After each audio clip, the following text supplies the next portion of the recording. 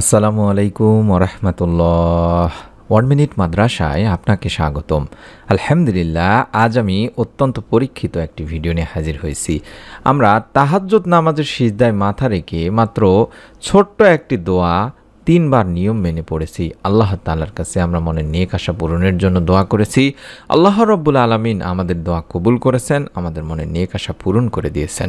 বিশেষ করে যারা অভাব অনটনের মধ্যে আছেন, অর্থাৎ ঋণে জর্জরিত অবস্থার মধ্যে আছেন, পরিবারের রিজিকে বরকত নেই, যতটুকু আয় রোজগার হয় তার মধ্যে থেকে আপনারা ভালোভাবে চলতে পারছেন না, রিজিকে বরকত প্রয়োজন, পরিবার সংসারে যাতে রিজিক আসে তার জন্য আপনারা যদি এই আমলটি করেন নিয়ম মেনে, আল্লাহ রব্বুল আলামিন আপনাদেরও মনের নেক আশা ইনশাল্লাহ পূরণ করেই দিবেন। তাই অনুরোধ করছি পরীক্ষিত ভিডিওটি অবশ্যই সম্পূর্ণ দেখার জন্য। যারা এই মুহূর্তে ভিডিওটি দেখছেন আপনারা সকলেই জানেন আমরা এই প্রথম কোনো প্রকার ছবি, কোনো প্রকার নারীদের ছবি কিংবা মহিলাদের ছবি কিংবা হারাম কোনো যে সমস্ত বেগানা নারীদের ছবি আপনাদের দেখলে গুনাহ হবে সেই সমস্ত ছবি ছাড়া বিশেষ করে ভিডিও দিয়ে থাকি।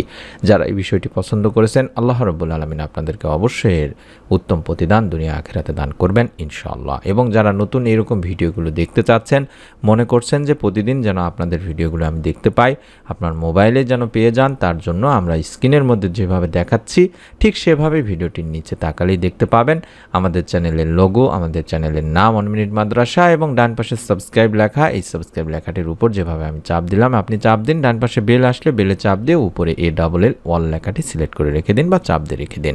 ইনশাআল্লাহ প্রত্যেকটি ভিডিও আপনি পেয়ে যাবেন। চলুন সম্পূর্ণ ভিডিওটি আমরা নিয়ম সহকারে দেখি। তাহাজ্জুদের নামাজ রাতের শেষ ভাগে ঘুম থেকে উঠে যে নামাজ আদায় করা হয় মূলত সেটাকে তাহাজ্জুদের নামাজ বলা হয়। রাতের তৃতীয়াংশের ঘুম থেকে জেগে নামাজ আদায় করলে মহান রব আল্লাহ তাআলা তার মর্যাদা দান করে থাকেন, তাকে সম্মানে ভূষিত করেন। সুবহানাল্লাহ।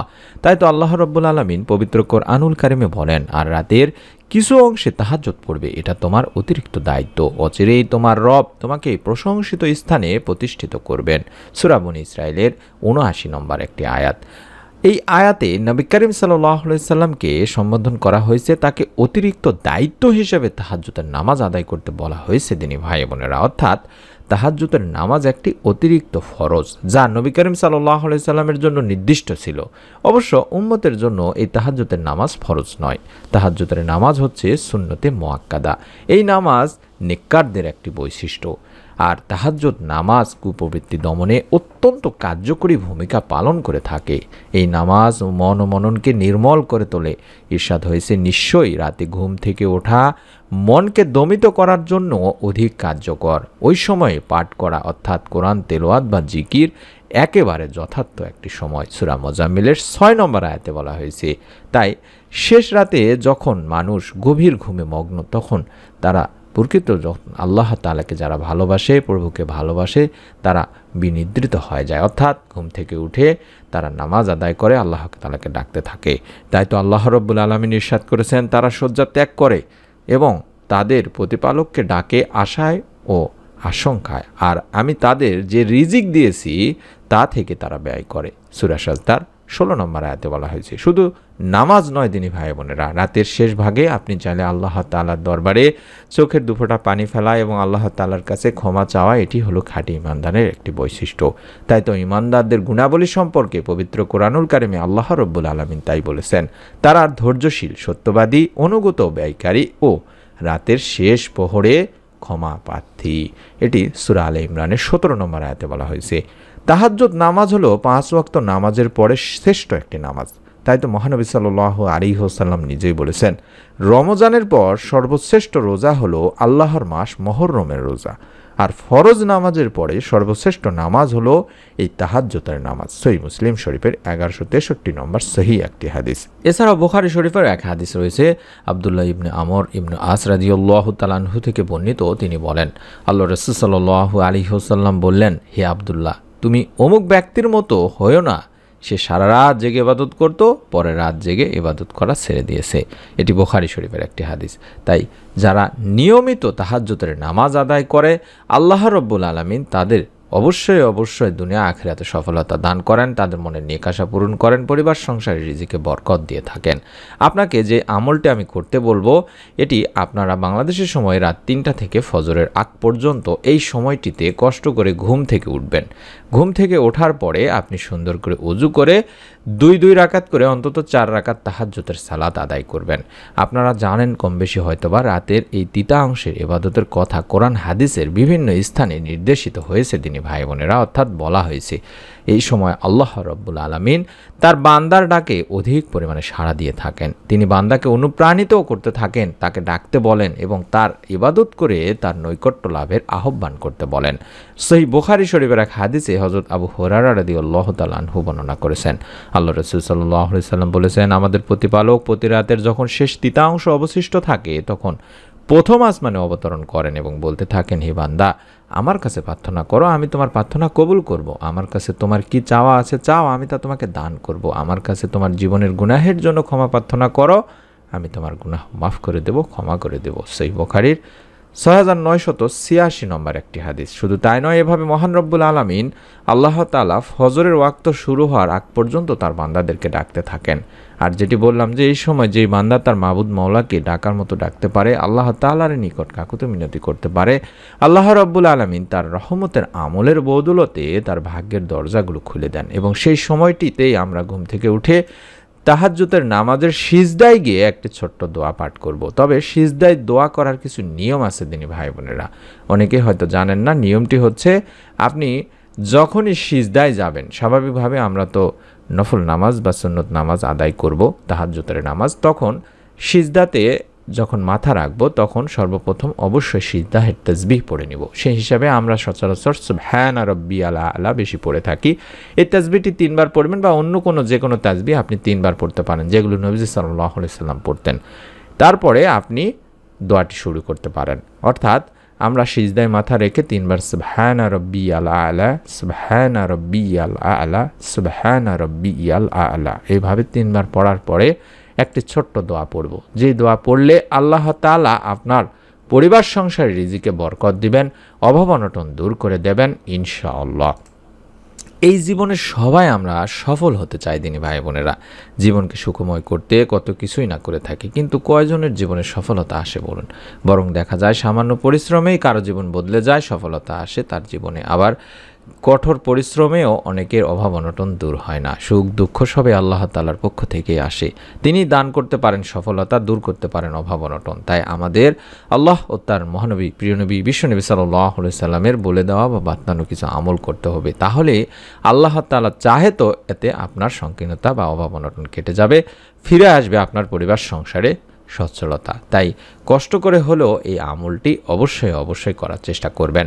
তারপরে আপনি সিজদাহের যে তাসবিহ পড়লেন সুবহানা রাব্বিয়াল আ'লা 3 বার করে, এটি পড়ার পরে আপনি মাথা না উঠায়ে 3 বার যে দোয়াটি আমি স্ক্রিনের মধ্যে দেখাচ্ছি, বাংলা উচ্চারণ দেখায় দিচ্ছি, সাথে আরবি উচ্চারণও দিয়ে দিচ্ছি, ইনশাআল্লাহ আপনারা এই দোয়াটি কষ্ট করে 3 বার পড়ে তারপরে মাথা উঠাবেন। আমি বলে দিচ্ছি, আল্লাহুম্মা কফিনি বিহালালিকা আন হারামিকা ওয়া আগনিনি বিফাদলিকা আম্মান সিওয়াক।